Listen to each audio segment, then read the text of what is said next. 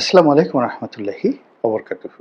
সম্মানিত দর্শক, আজকে যে বিষয়টা নিয়ে আলোচনা করব, এটি যারা শেখ হাসিনাকে পছন্দ করেন তাদের খুব প্রয়োজন। আর শেখ হাসিনাকে যারা অপছন্দ করেন, শত্রু মনে করেন, কিংবা তার সঙ্গে যারা লড়াই সংগ্রাম করতে চান, কিংবা তিনি যতদিন জীবিত আছেন তাকে যারা প্রতিদ্বন্দ্বী মনে করেন, তাদের জন্য খুবই গুরুত্বপূর্ণ। আমি শেখ হাসিনাকে খুব কাছাকাছি থেকে যতটুকু দেখেছি, তারপর আমার জ্ঞান বুদ্ধি অনুযায়ী তাকে যতটুকু বোঝার চেষ্টা করেছি, তাতে মনে হয়েছে যে বাংলাদেশে অন্য সাধারণ রাজনীতিবিদ, অন্য সাধারণ রমণী কিংবা তার বয়সী যে সকল মানুষ রয়েছে, নারী এবং পুরুষ, তাদের থেকে তিনি একেবারে সম্পূর্ণ 180 ডিগ্রি অ্যাঙ্গেলে উল্টো প্রকৃতির একজন মানুষ। তার বয়স এখন প্রায় 80 বছর, কিন্তু আপনি তার কণ্ঠ শুনে বুঝতেই পারবেন না যে তার বয়স 80 বছর। তিনি এখনো যে ভাষায় কথা বলেন, মনে হবে যে তার বয়স 20-22 বছর। তার অভিমান, তার কথা বলার ঢং, তার রাগ হওয়ার প্রকৃতি, তারপরে তার আদর সোহাগ করার প্রকৃতি, স্নেহ ভালোবাসা, ক্রোধ, সবই মনে হচ্ছে সেই 24 বছর বা 34 বছরের বয়সী।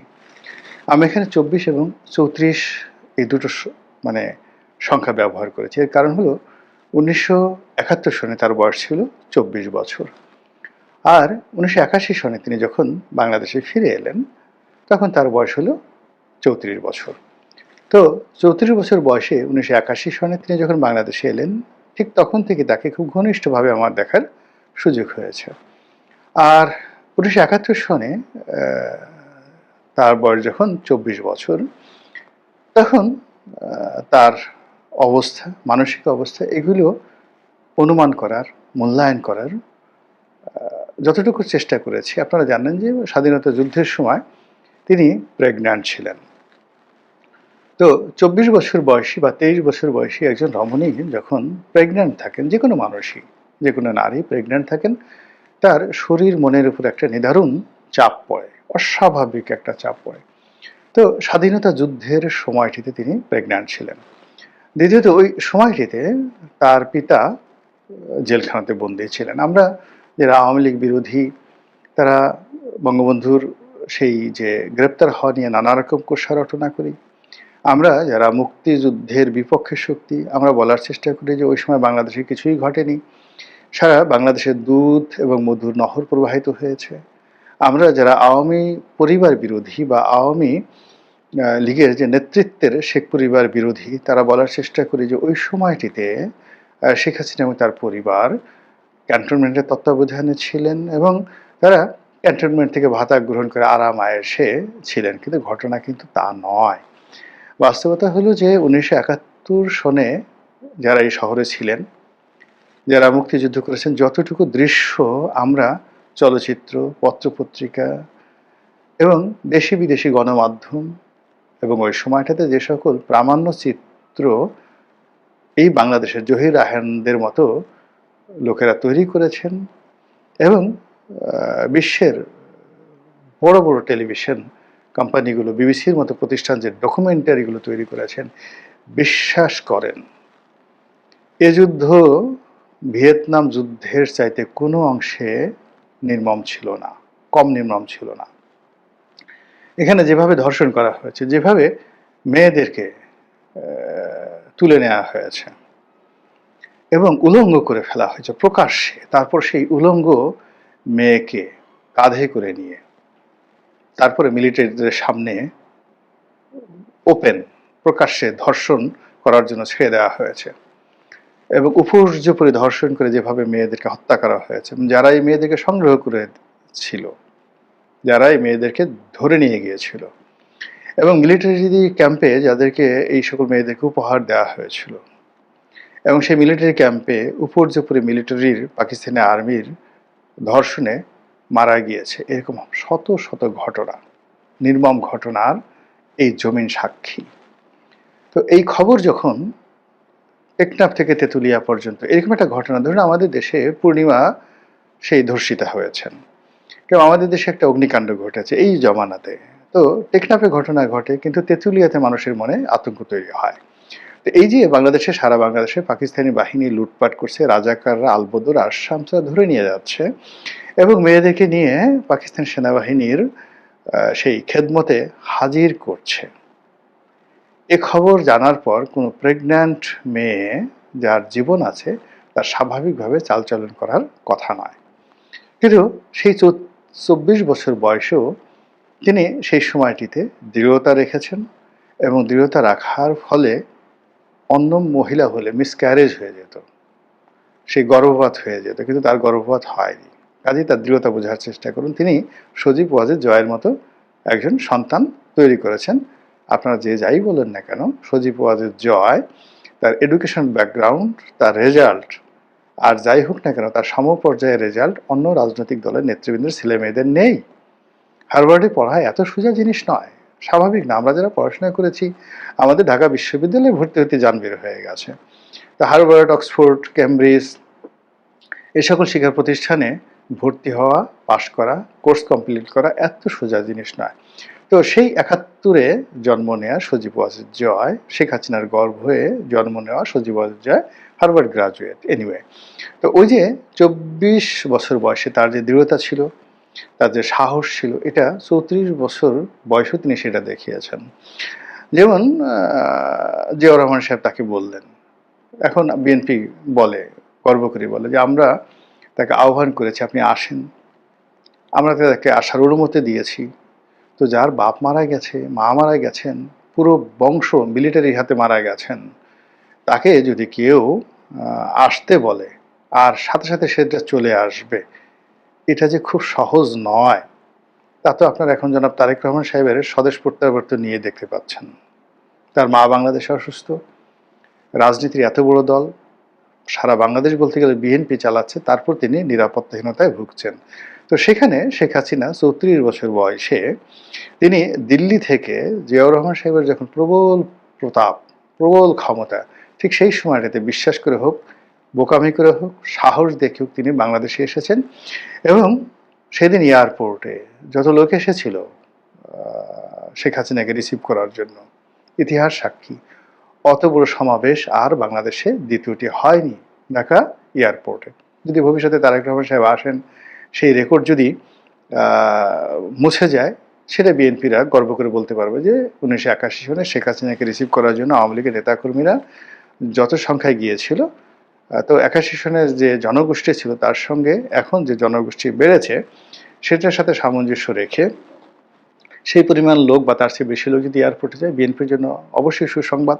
কিন্তু বাস্তবতা হলো 1981 সনে যে পরিমাণ লোক এয়ারপোর্টে গিয়েছিল শেখ হাসিনাকে রিসিভ করার জন্য, এটা বাংলাদেশে ইতিপূর্বে কখনো ঘটেনি। তো যা হোক, এটা হলো তার 34 বছর বয়সের সাহস, শক্তি। এবং এরপর থেকে তিনি যে লড়াই করেছেন, তার উপর সরাসরি গুলি করা হয়েছে, তার উপর সরাসরি গ্রেনেড হামলা করা হয়েছে। যদিও বিএনপি বলে যে গ্রেনেড হামলা তিনিই করেছেন, এটা নাটক ছিল, তার ভ্যানিটি ব্যাগের মধ্যে রিমোট ছিল। আল্লাহ তাদেরকে হেদায়েত দান করুক যারা এই কথা বলেন, বা আমাদেরকে হেদায়েত দান করুক, আমরা যেন তাদের এই কথা বিশ্বাস করতে পারি।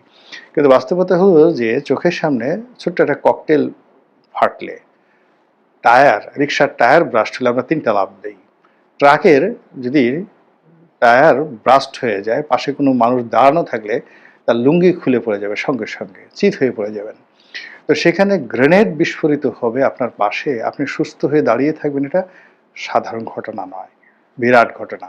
কিংবা আপনার চোখের সামনে যখন আপনি দেখতে পেলেন যে শত শত মানুষ আহত হয়ে শুয়ে আছে, রক্তের ফিনকি দিয়ে রক্ত বের হচ্ছে, এর হাত উড়ে গেছে, ওর পা উড়ে গেছে, সেই দৃশ্যের মধ্যে দাঁড়িয়ে থাকা মানে পাগল না হলে সম্ভব নয়। তো শেখ হাসিনা সেই দৃশ্যের মধ্যে দাঁড়িয়েছিলেন, দেখেছেন, ট্রাক থেকে নেমেছেন, তারপরে গাড়িতে উঠেছেন, উঠে আবার সে পার্লামেন্টে আসার চেষ্টা করেছেন, আহতদেরকে দেখার জন্য ক্যান্টনমেন্টে যাওয়ার চেষ্টা করেছেন, যেতে দেয়নি। তিনি জাহাঙ্গীর গেট থেকে হেঁটে হেঁটে সিএমএসে যাওয়ার চেষ্টা করেছেন। ইটস নট সো ইজি, এটা এত সোজা বিষয় নয়। দ্বিতীয়ত, আবার এই যে যখন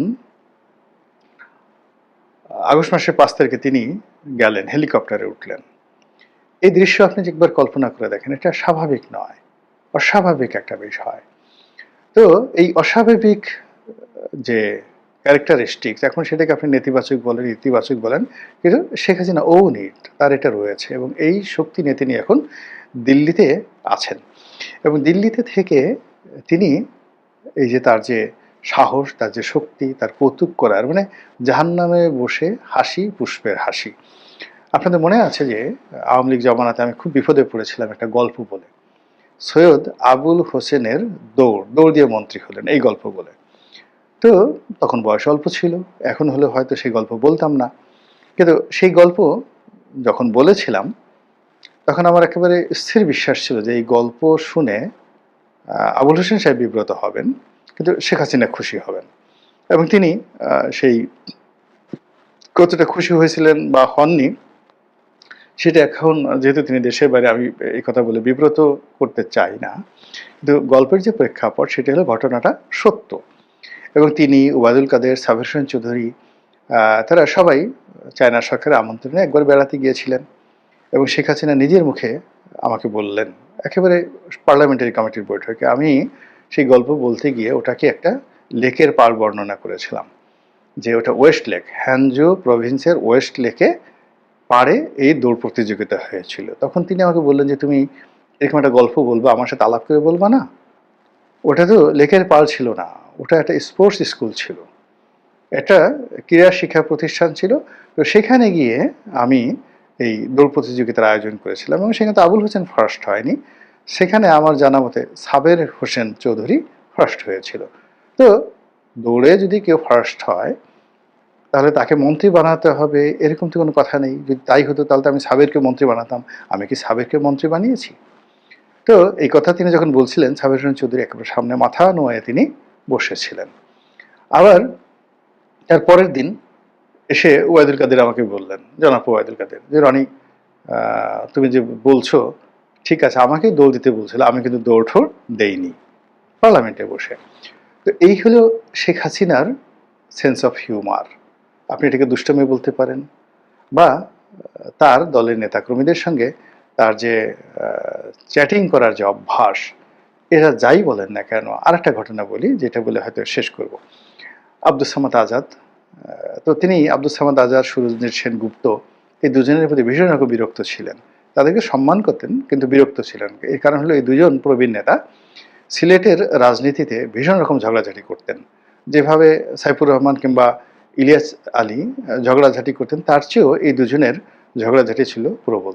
তো তিনি অনেকবার চেষ্টা করেছেন এই দুজনকে নিবৃত করার জন্য, কিন্তু তিনি পারেননি, এটা সম্ভব হয়নি। এই দুজন তাদের মতো করে আঞ্চলিক রাজনীতিতে তারা দ্বন্দ্ব সংঘাত করতে, এমনকি পরবর্তীতে আমি দেখেছি আব্দুস সামাদ আজাদের মৃত্যুর পর সুরঞ্জিত সেনগুপ্তের সঙ্গে মতিয়া চৌধুরীর একটা সংঘাত ছিল এবং কেউ কাউকে দেখতে পেতেন না। এটা দলের মধ্যে যাকে বলা হয় এটা পজিটিভ, এটা নেগেটিভ না, কিন্তু এটা দলীয় প্রধান যখন এটাকে খুব এনজয় করেন, ওখানেই তার নেতৃত্বটা ফুটে ওঠে এবং এটা নিয়ে যখন সে হিউমার করতে পারেন, দুষ্টুমি করতে পারেন, তখনই দল কিন্তু এগিয়ে যায়, দলের মধ্যে প্রাণ সঞ্চারিত হয়। তো একবার কি হলো যে এই আব্দুস সামাদ আজাদ সাহেবের স্ত্রী মারা যাওয়ার পর তিনি আরেকটা বিয়ে করলেন। শেখ হাসিনা যখন শুনলেন, তিনি এটাকে পার্লামেন্টে অনুষ্ঠান করে তিনি এটাকে সেলিব্রেট করতে চাইলেন, উদযাপন করতে চাইলেন। তো আব্দুস সামাদ আজাদ আমার এক ভগ্নিপতির বন্ধু ছিলেন, আমার সিনিয়র ভগ্নিপতি। তো তিনি একটা ব্যাংকের তখন ম্যানেজিং ডিরেক্টর। তার বাসায় এসে তিনি খুব মানে কান্নাকাটি করেছিলেন যে আমাকে এইভাবে অপমান করা হলো। বাহার সাহেব, আমার ভগ্নিপতির নাম ছিল কাজী বাহারুল ইসলাম। তো এইভাবে কিন্তু ঘটনা কি ঘটেছিল, তো বিয়ে করেছেন আব্দুস সামাদ আজাদ সাহেব, তো টেরই পাননি। তিনি মনে করছেন প্রধানমন্ত্রী সংবর্ধনা দিচ্ছেন, তো তিনি তার স্ত্রীকে নিয়ে, নববধূকে নিয়ে তিনি সভা, মানে সেই সংবর্ধনা স্থলে তিনি হাজির হচ্ছেন। আর যখন তিনি হাজির হচ্ছেন তখন শেখ হাসিনা কি করেন, আগে থেকে রেডি ছিল সেই যে জনপ্রিয় হিন্দি গান, সাইয়া দিল মে আনা রে, আপকো সে না জানা রে, সমসমা সমসম, এটা বাজিয়ে দিলেন। আর তো হাসির বন্যা। তো বুঝেন একজন পররাষ্ট্রমন্ত্রী, বয়স্ক মানুষ, তো তিনি তার স্ত্রীকে নিয়ে যাচ্ছেন। তো সেখানে প্রধানমন্ত্রীর দুষ্টামি বা সেন্স অফ হিউমার কোন পর্যায়ে থাকলে তিনি এখানে সাইয়া দিল মে আনা রে, হ্যাঁ, আপকো সে না জানা রে, এই গানটা তিনি বাজাতে পারেন। তো এইরকম মানে তার মধ্যে সেন্স অফ হিউমার কাজ করে। মানে এবং তিনি অনেক কিছু বুঝতে পারেন। এখন যে কথাগুলো, এই যে তার দলে যারা চোর ছিল, টাউট ছিল, বাটপার ছিল, তিনি সবাইকে চিনতেন, সবাইকে জানতেন। কে কতটা টাউট, কে কতটা বাটপার, এটা তিনি একেবারে নিক্তি দিয়ে বুঝতে পারতেন। তারপরেও তিনি এই কাজগুলো কেন করতে দিতেন, কেন বাধা দিতেন না, এটা তিনি ভালো বলতে পারেন। আমি আরেকটা ছোট ঘটনা বলে আজকে ভিডিও শেষ করব। ওই যে 400 কোটি টাকার পিয়ন, তো একটা সময় সেই পিয়নটাকে তিনি খুব স্নেহ করতেন। কিন্তু পিয়নটা যখন খুব দুষ্ট হয়ে গেল এবং দুর্নীতিবাজ হয়ে গেল এবং বিভিন্ন লোক যখন তার বিরুদ্ধে বলা শুরু করলো এবং একটা সময় সে এমপি ইলেকশন করতে চাইল, এই এলাকাতে হেলিকপ্টার নিয়ে যায় এবং শিরিন শারমিন চৌধুরী যে এলাকাতে এমপি হতে চায়, সেও সেই এলাকাতে এমপি হতে চায়। তো শিরিন শারমিন চৌধুরী জীবন হারাম করে দিল। তো যাই হোক, এটা যখন হয়নি, সেই পিয়নটার সঙ্গে যখন তার ভালো সম্পর্ক এবং প্রধানমন্ত্রী যখন বুঝেন যে এই পিয়নটা ভাজা মাছটা উল্টে খেতে যায় না, একেবারে সহজ সরল, এবং তার কাছে গিয়ে সবাই ভ্যাগ ধরতেন এবং এমনভাবে অভিনয় করতেন যে ওখানে মানে অভিনয় যারা করতেন তাদের সততা নিয়ে প্রশ্ন করার কোনো সুযোগ ছিল না, সবাই নিখুঁত, টপ টু লো এভরিবডি তার সামনে অভিনয় করতেন। এবং আমি সেই সকল অভিনয়ের কথা যদি আপনাদেরকে বলি, রীতিমতো মহাকাব্য রচিত হবে। তো ওই পিয়নটাও তখন অভিনয় করতে তার কিচ্ছু নাই, সে একটা সিংহারাও খায় না কার কাছ থেকে, সারাদিন সেভাবে থাকে। তো এক মন্ত্রী, আমি নাম বলবো না, প্রতিমন্ত্রী, সে একটা ফাইল নিয়ে কয়েকদিন ঘুরছে, প্রধানমন্ত্রী সাইন করছে না। তখন ওই পিয়নকে সেই মন্ত্রী ধরলেন যে তুমি আপার কাছ থেকে এটা একটু সাইন করে নিয়ে আসো।